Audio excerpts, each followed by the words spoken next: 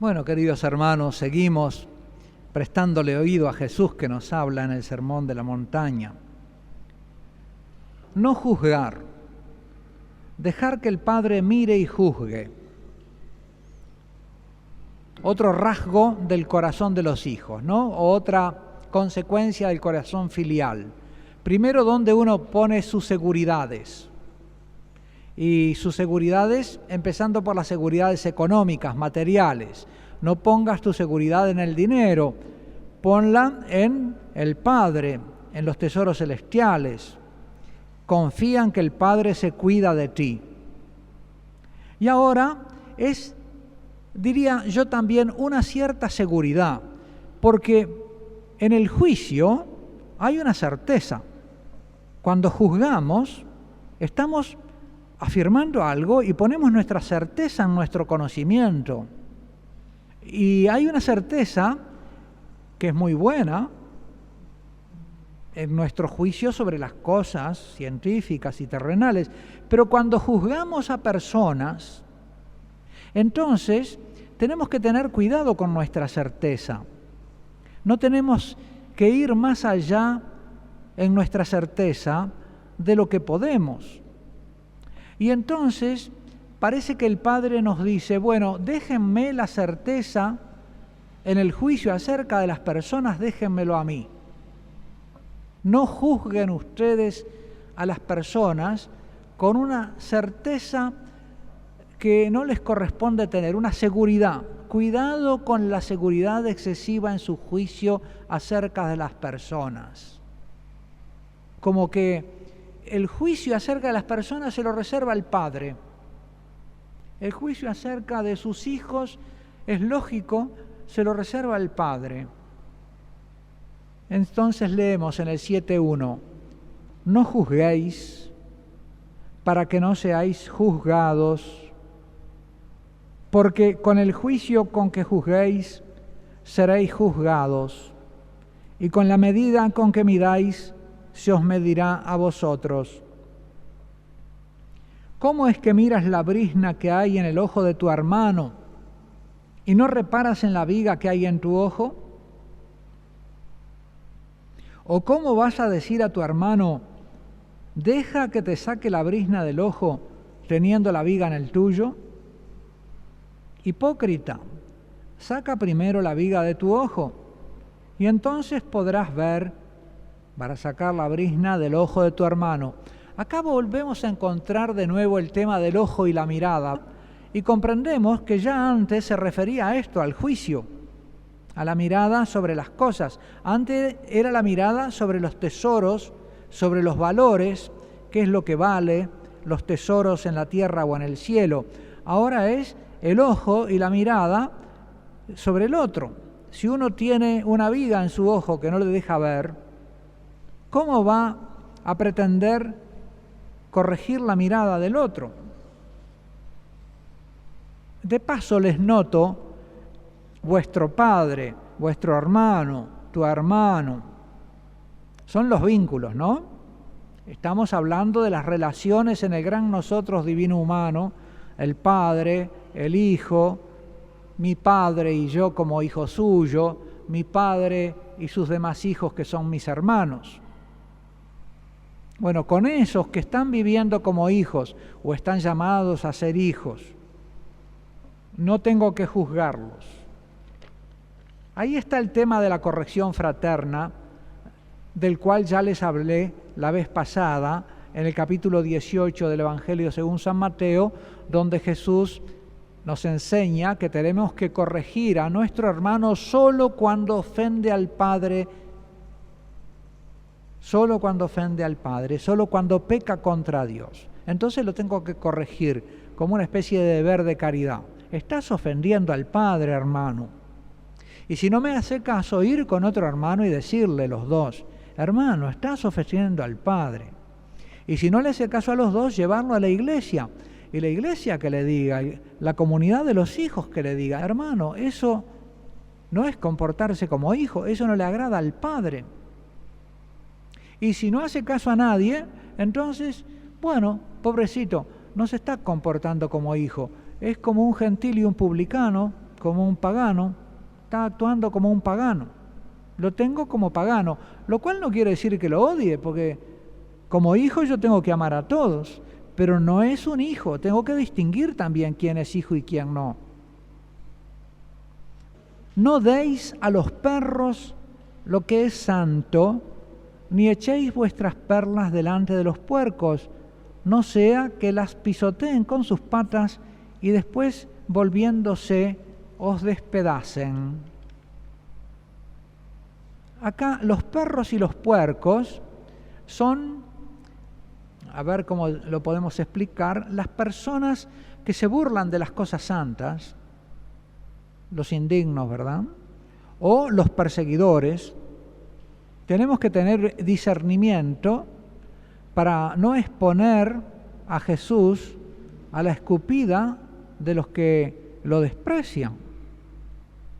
Si yo le hablo de las cosas de Dios a alguien que sé que las va a rechazar, no es a mí a quien me va a rechazar, es al Padre a quien va a rechazar. Aquí hay una palabra de sabiduría de nuestro Señor. Si tú aprecias verdaderamente las cosas santas y las amas, cuídalas, no las expongas a la blasfemia o a la burla, al escarnio. Nosotros de alguna manera somos guardianes de los bienes celestiales, del Padre y de sus intereses, y no podemos ser, a pesar de que amemos a nuestros enemigos, tan ingenuos que lo expongamos a él a ser insultado. Es una especie como de sentido común de los hijos, de sano instinto del corazón del hijo, que no quiere exponer al padre a los indignos. Pasa inmediatamente Jesús a otra consecuencia del corazón filial, y es la seguridad en ser escuchado. Si cuando uno tiene corazón de hijo, sabe que el Padre lo escucha. Cuando Jesús viene a resucitar a Lázaro, ora en esa situación y le dice: Padre, yo sé que tú siempre me escuchas. El corazón del Hijo de Jesús ahí nos manifestó esa certeza interna que tenía Jesús de que el Padre siempre lo escuchaba. Y a medida que crece en nuestro corazón de hijos, crece también la certeza de que el Padre siempre nos está escuchando en nuestra oración. Porque además, como hijos y con un corazón de hijos, le pedimos las cosas que sabemos que al Padre le gusta. Ya hemos despegado de ese tipo de oración que pretende que Dios lo venga a servir a uno en sus deseos, que es todavía la oración de los que no han llegado a ser hijos. Los que empiezan a tener un corazón de hijos son los que le piden al Padre hacer los deseos del Padre. No le dicen a Dios: concédeme tal cosa, sino: ¿qué es lo que tú querés? ¿Qué quieres de mí? Hágase en mí según tu palabra. Hay una diferencia entre un corazón y otro. Hay quien todavía está en la etapa de esperar que Dios venga a servirlo en sus proyectos, pero no es ese el corazón del Hijo. Cuando crezca su corazón de bautizado, va a llegar a comprender que es Él el que tiene que servir al Padre en sus planes y en sus designios, que es Él el que tiene que vivir para la gloria del Padre y no al revés, que no está Dios para servirme a mí, sino yo para servir al Padre. Cuando la carta a los Hebreos habla de los sentimientos del Verbo de Dios que se hace hombre, dice: sacrificios y holocaustos no quisiste, pero me has dado un cuerpo. He aquí que vengo, oh Señor, para hacer tu voluntad, es decir, para servirte. Y por eso la Escritura a Jesús, al Hijo, también, al mismo tiempo que le llama Hijo de Dios, le dice que era el servidor del Señor, porque es un Hijo que sirve al Padre haciendo su voluntad, pero no con un corazón de siervo, de esclavo, sino un corazón de hijo que sirve al Padre. Eficacia de la oración. Versículo 7. Pedid y se os dará. Buscad y hallaréis. Llamad y se os abrirá. Porque todo el que pide recibe, el que busca halla, y al que llama se le abrirá. Fíjense que el supuesto de esto es lo que estamos hablando, el marco de la filiación. Jesús le está hablando a los hijos e inmediatamente se confirma con lo que sigue, que va a hablar del Padre que da cosas buenas a los hijos. ¿O hay acaso alguno entre vosotros que al hijo que le pide pan le dé una piedra? ¿Ven la relación paterno-filial a que se refiere todo este pasaje? Seguimos en esto, ¿no? Si tú a tu hijo le das lo que te pide, tu Padre Celestial a ti, mucho más. O si le pide un pez, le dé una culebra. Si pues vosotros, siendo malos, sabéis dar cosas buenas a vuestros hijos, ¿cuánto más vuestro Padre que está en los cielos dará cosas buenas a los que se las pidan? El hijo que le pide al Padre y que no le va a pedir cosas malas porque tiene corazón de hijo. Mi corazón de hijo que le pide al Padre, dame tu Espíritu Santo, Padre. ¿Me lo va a negar? Dame los dones del Espíritu, dame un corazón de hijo. ¿Me lo va a negar? Que pueda hacer lo que tú quieres, Padre, que toda mi vida sea para tu gloria, Padre. ¿Me lo va a negar? Glorifica tu nombre en mí. La regla de oro: ser fraternos con todos. Por tanto, cuanto queráis que os hagan los hombres, aquí no habla de los hermanos, ¿ven? Aquí habla de los hombres. Esta palabra de Jesús tiene mayor extensión que las anteriores que se refieren a los hermanos. Esta es para los hombres, rige la actitud de los hijos de Dios frente a todos los hombres, vivan o no como hijos. Por tanto, cuanto queráis que os hagan los hombres, hacedselo también vosotros a ellos, porque esta es la ley y los profetas. La actitud de los hijos frente a los demás. ¿Qué es lo que quiere el otro que hagas? ¿Qué querrías tú que hicieran contigo? Bueno, así trata a los demás. Pasamos a la última parte del Sermón de la Montaña, queridos hermanos, la conclusión del Sermón de la Montaña. Ser o no ser. Ser hijo o no ser hijo. Ahí está la cuestión. Por lo tanto, son necesarios criterios de discernimiento. Discernimiento de los demás, si son hijos o no, pero discernimiento de mí mismo, a ver cómo está mi corazón filial. Me tomo el pulso de mi corazón filial. ¿Tengo un corazón filial? ¿En qué grado? Los que son hijos auténticos toman las decisiones justas, aunque sean arduas. Una de las características del corazón filial es que hace cosas difíciles. Cuando sabe que el Padre las quiere, toma decisiones justas, aunque sean difíciles. No va por el camino de la facilidad. Es capaz de hacer cosas difíciles, arduas, porque tiene mucho amor de hijo. Así Jesús en el huerto es ejemplo del hijo que por hacer la voluntad del Padre acepta la muerte. Ahí tenemos un ejemplo extremo. Estrecho es el camino de las obras del amor filial, pero grande es el amor que nos permite ir por el camino estrecho. Este es el resumen de las enseñanzas de Jesús tal como yo las comprendo, ¿verdad? Ahora veamos las palabras de Jesús que tienen un contenido que exceden sin duda esta explicación mía. Versículo 13. Entrad por la entrada estrecha, porque ancha es la entrada y espacioso el camino que lleva a la perdición, y son muchos los que entran por ella. Mas qué estrecha la entrada y qué angosto el camino que lleva a la vida, y pocos son los que lo encuentran. Yo quisiera señalar acá en este pasajecito como un nuevo giro en el discurso de Jesús. El camino del amor filial no lo siguen todos, son pocos. Incluso entre los bautizados uno dice, ¿cuántos llegan a la conciencia de su condición filial? ¿Y cuántos llegan a la conciencia para vivirla santamente, verdad? Ya ahí hay una gracia inmensa en la preservación en este mundo y alcanzar esa conciencia. Pero a veces el Señor la ofrece y a uno le parece demasiado ardua, ¿no? Demasiado difícil. Sin embargo, hay que entrar por ahí. Como que al reino de los cielos se entra por una puerta muy bajita.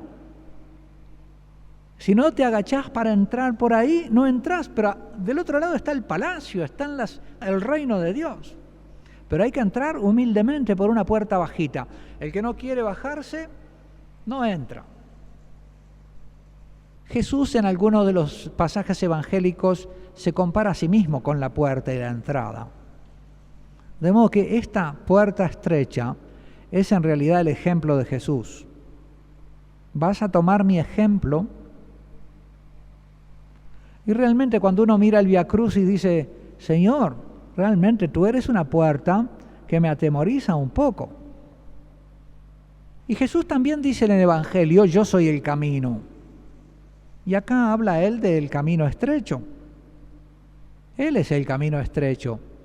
Pero ¿a dónde me conduce ese camino estrecho? Me conduce al Padre. Nadie va al Padre si no es por mí, dice Jesús en el Evangelio de San Juan. Ah, Jesús, tú eres mi camino al Padre. Si no voy por ti, ¿cuántos dicen que tienen comunión con Dios y prescinden de Cristo? Y se engañan, porque al Padre nadie va. Será un Dios, pero nunca llega a ser Padre. Al Padre, a Dios Padre, solo a través de Jesús. Y Él es una puerta estrecha, un camino estrecho, pero conduce a la vida. A la perdición nos llevan en pullman. Hay oferta para llevarnos por el camino ancho de la perdición. En pullman te lleva. Acá también, leyendo este texto, podemos reflexionar sobre lo que produce en nosotros la pregunta acerca de si son muchos los que se salvan o no. Porque acá Jesús dice que son muchos los que van por el camino a la perdición. Más todavía, empieza a hablar en términos de perdición o de vida. Pienso que tenemos que revisar nuestras ideas acerca de lo que es la revisión y la vida, o conectarlas con lo que en el discurso de Jesús está en primer plano. ¿A qué vida se refiere? ¿A la vida de hijo? ¿Sos hijo o no? Vivir como hijo es entrar en la vida, es entrar en el reino de los hijos. Si no vivís así como hijo, si no tenés un corazón filial, con todo lo que Jesús ha ido diciendo como marcas de ese corazón filial, no entrás en la vida y te la perdés. La perdición es perderse la vida. Es terrible quedarse fuera de la condición de hijo. ¡Qué pérdida más grande! Cuanto mayor es la dignidad de la vida de hijo, mayor la felicidad. Te quedaste fuera de la felicidad, porque empezó todo el sermón hablando de la felicidad, de la bienaventuranza. Si no entras por esta puerta estrecha, no entras en la felicidad de los hijos. Te perdiste, te lo perdiste. Eso es la perdición. Viviste sin ser hijo, no sabés lo que es ser hijo. Lo que te perdiste no lo sabés.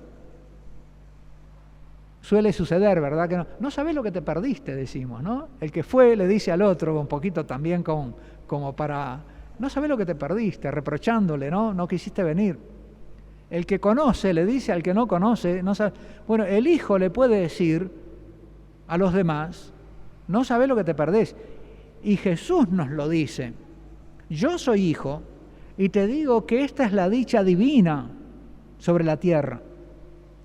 Y si no sos hijo y no escuchás mis palabras y no entras por la puerta estrecha de la filiación, aunque te parezca estrecha, no sabés lo que te perdés.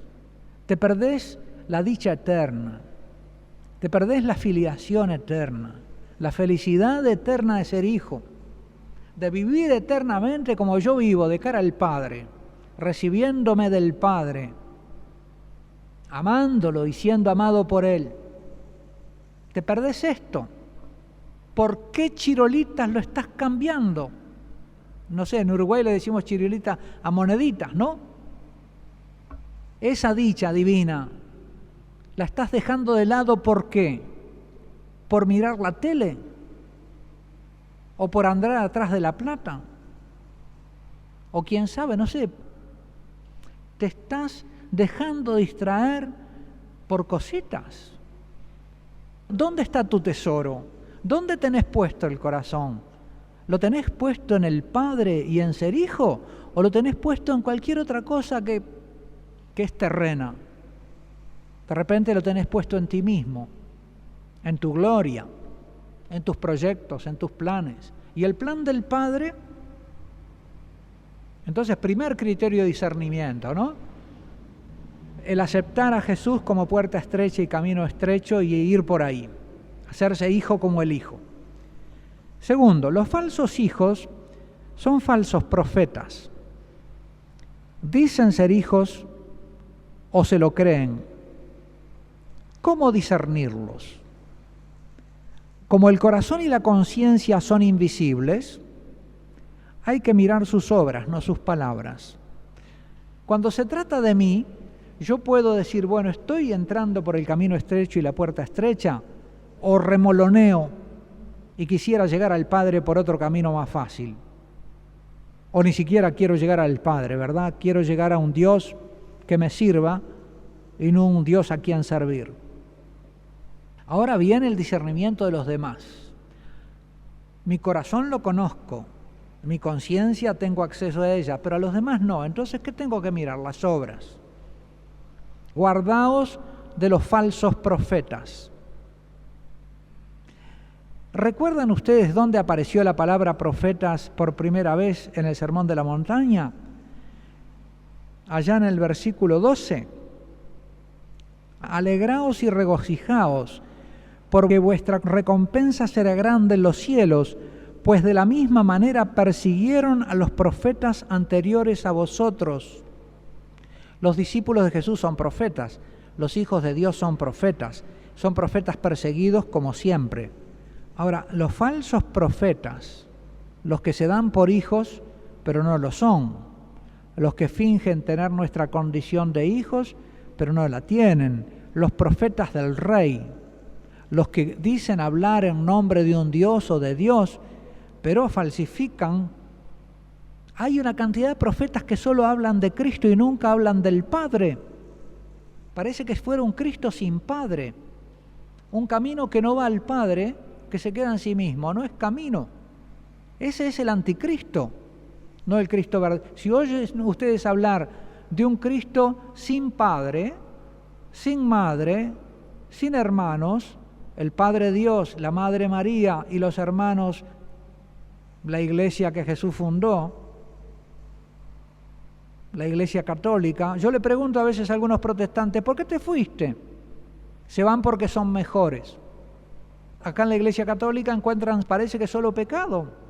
Y dice San Juan, el que dice que no tiene pecado, miente. Te fuiste porque había pecado en la iglesia. ¿Y qué? ¿Vos no tenés? ¿Y en la iglesia a donde fuiste no hay pecado? Ya estás mintiendo, ¿ves? Ya estás pecando. Así que dejaste a tus hermanos porque tus hermanos eran pecadores. Y los que tenés son santos ahora. ¿Y tú sos mejor? Eso ya pasaba en tiempo de la carta del apóstol San Juan. Cuando él escribe por estas situaciones así. ¿Y qué dice San Juan? El que dice que ama a Dios a quien no ve y odia a su hermano a quien ve, a su hermano católico, a eso se refiere, no al hermano de su familia, al hermano católico. El que odia a su hermano en la fe es un mentiroso. Andan diciendo que aman a Dios y nos odian. La Iglesia Católica no persigue a nadie. Hay otros cristianos que nos persiguen y están empeñados en destruirnos. Dicen que aman a Dios, se engañan. Ese Dios no es el verdadero Dios. Pero ahora Jesús nos dice, guárdense de los falsos. No podemos vivir así alegremente. Tenemos que tener cautela. Jesús nos dice, tomemos en serio su palabra. Yo os digo, bueno, vamos a oír esta palabra. Tenemos que andar con cuidado, hermanos. Tenemos que guardarnos de los falsos. Y tenemos que saber reconocerlos. Y no los podemos seguir, porque nos extravían y nos alejan del camino del Padre. Y nos alejan de la casa de nuestros hermanos. vienen a vosotros con disfraces de ovejas. Se hacen los inocentes, pero por dentro son lobos rapaces. Por sus frutos los conoceréis. ¿Cómo se conocen? ¿Cómo podremos conocerlos, Señor? ¿Cómo nos vamos a guardar? Sus frutos. Vean las obras. ¿Acaso se recogen uvas de los espinos o higos de los abrojos? Así todo árbol bueno da frutos buenos, pero el árbol malo da frutos malos. Un árbol bueno no puede producir frutos malos, ni un árbol malo producir frutos buenos. Todo árbol que no da buen fruto es cortado y arrojado al fuego. Así que por sus frutos los reconoceréis. ¿Obran como hijos o no? Entonces voy a la primera parte del sermón y digo, bueno, insultan a sus hermanos, dicen que son raca, los juzgan, se enojan con ellos, se apartan de ellos, ya empiezan por ahí. Después, ¿cómo viven? Ver los frutos. Los verdaderos hijos de Dios, en cambio, ahora viene el criterio de discernimiento, esos los falsos, ahora los verdaderos, hacen la voluntad del Padre. Seguimos leyendo el 21. No todo el que me diga Señor, Señor, Padre, Padre, entrará en el reino de los hijos, de los cielos, que es el reino de los hijos, la vida filial, sino el que haga la voluntad de mi Padre que está en los cielos. Muchos me dirán aquel día, Señor, Señor, ¿no profetizamos en tu nombre y en tu nombre expulsamos demonios y en tu nombre hicimos muchos milagros? Y entonces le declararé, jamás os conocí, apartados de mí, obradores de maldad, obradores de iniquidad. Así pues, todo el que oiga estas palabras mías y las ponga en práctica, fíjense, hacer la voluntad del Padre, ahora Jesús lo va a igualar con hacer sus palabras. La voluntad del Padre, ¿dónde se manifiesta? En las palabras de Jesús. Será como el hombre prudente que edificó su casa sobre roca. Cayó la lluvia, vinieron los torrentes, soplaron los vientos y embistieron contra aquella casa, pero ella no cayó porque estaba cimentada sobre roca. Tenemos a Jesús sentado en una roca en la montaña, ¿verdad? Y los salmos cantan, Señor, tú eres mi roca. Y sobre esta palabra segura del Señor podemos construir. ¿Qué vamos a construir? Una vida filial, un camino de hijos, de cara al Padre, una vida hermosa de hijos, que glorifica al Padre y que da la felicidad, una felicidad que el mundo no te puede dar, ni que todos los bienes de esta tierra te pueden dar. Una felicidad que viene de tener el tesoro en el cielo, donde nadie te lo puede quitar. Una vida que no podés perder. Un amor que no podés perder. Un amor poderoso que te va a hacer existir siempre en el cielo, que te va a mantener en la existencia para que lo ames y para que te sepas amado por Él. Amor eterno para tu sed de ser amado y de amar. Porque Dios es amor y es sed eterna de amor también. Y para que lo amemos, porque es sed de amor, nos creó. De modo que si se puede acrecentar en algo su gloria y su felicidad, que es imposible por ser Dios, le viene de nosotros. Y como no puede ser más feliz por ser Dios, quiso hacerse hombre con la encarnación para poder ser más feliz siendo hombre, porque es hombre. Y está en el seno de la Trinidad. Hay un hombre en el seno de la Trinidad. Jesús resucitado ya está allá. Y como hombre que es verdadero, tiene más y menos en su felicidad. De modo que yo lo hago más feliz cuando le digo, Jesús, te quiero. Salvador mío, te amo. Y quiero amarte más para que pueda darte más amor para tu sed de amor. ¡Qué maravilla! Todo el que oiga estas palabras mías y no las ponga en práctica será como el hombre insensato que edificó su casa sobre arena. Cayó la lluvia, vinieron los torrentes, soplaron los vientos, irrumpieron contra aquella casa y cayó y fue grande su ruina. Vamos a cimentar un edificio de felicidad sobre la palabra de Jesús.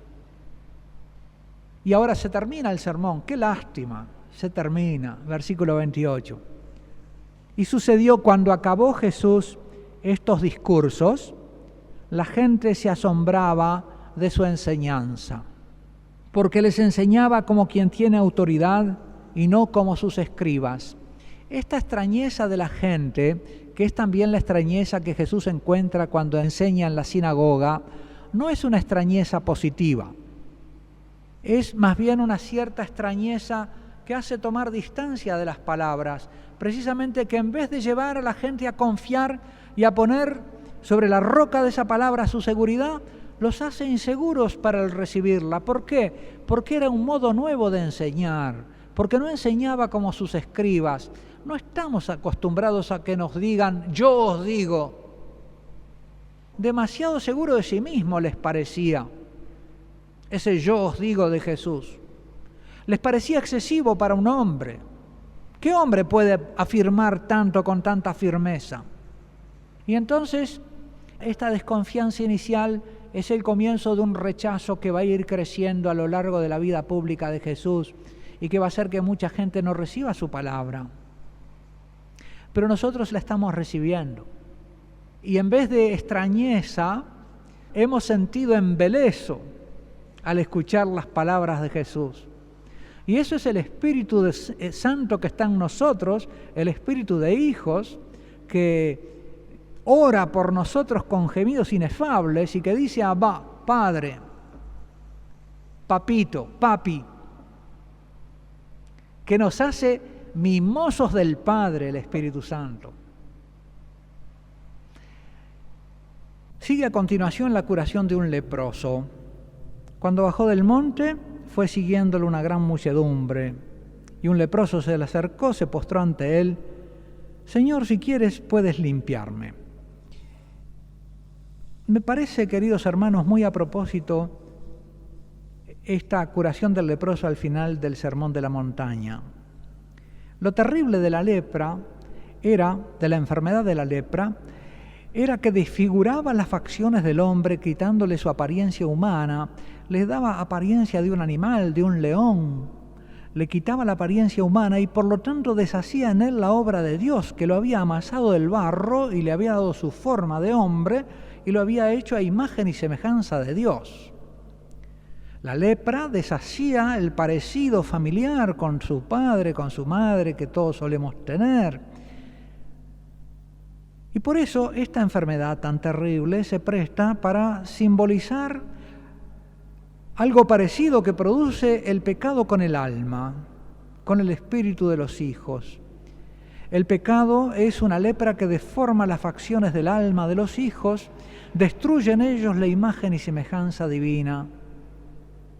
Por eso, para que en nosotros, en nuestra alma, en el alma humana, desfigurada por el pecado original, que debe recuperar la imagen y semejanza filial, es necesario que se produzca un milagro semejante al de la curación de la lepra. Y ese milagro semejante al de la curación de la lepra se produce en los sacramentos, por el sacramento del bautismo, por el sacramento de la penitencia que nos devuelve, si la hemos perdido, esa semejanza divina. ¿Qué vamos a buscar al sacramento de la penitencia? No vamos a buscar simplemente una limpieza moral como quien manda un traje a la tintorería para sacar las manchas. Vamos a pedir y a suplicar que se nos devuelva la salud, la semejanza divina, la imagen filial a nuestro corazón y a nuestra alma. Se nos ha dejado ese remedio, ese milagro maravilloso. Es Jesús el que nos devuelve la semejanza filial con el Padre, con su poder. En todos sus sacramentos, Él nos asemeja al Padre, nos hace hijos con Él mismo del Padre Celestial. Y lo mismo en la Eucaristía. ¿Qué vamos a buscar a la Eucaristía? Vamos a nutrirnos de la carne y la sangre del Hijo para transformarnos también nosotros, para apropiarnos de su sangre y transformarnos también nosotros en esa imagen filial, en ser hijos verdaderos del Padre Celestial. Y esos milagros que Jesús hacía de curar leprosos son los que continuamente está haciendo en nosotros, a medida que le devuelve a nuestras almas desfiguradas y a nuestros espíritus desfigurados la imagen filial. Oh sí, Señor, sánanos a todos, danos la semejanza del Padre. ¿Para qué?